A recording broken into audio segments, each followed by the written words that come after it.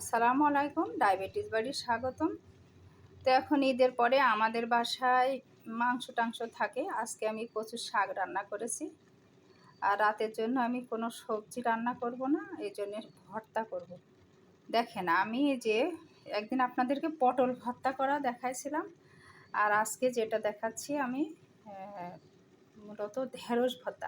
ঢেঁড়স ভর্তা আমি অনেকের বাসায় খেয়েছি, অনেকের ভর্তা করা আমি দেখেছি বা ভর্তা দিতেও দেখেছি। আমার কাছে মনে হয়েছে ওটা অত্যন্ত কষ্টদায়ক।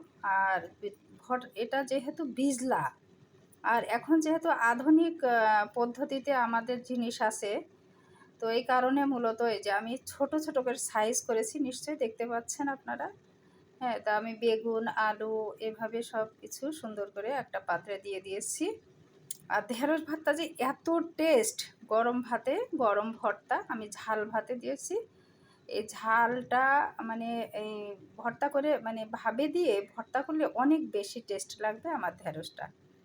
তো আমরা ডায়াবেটিস বাড়িতে একটা মানুষ আমরা মানে ৫টা ৬টা ঢেঁড়স অনায়াসে খেতে পারবো। তাই এই কারণে আমি একটু বেশি পরিমাণে একটু বেশি ভর্তা দিয়েছি। হুম।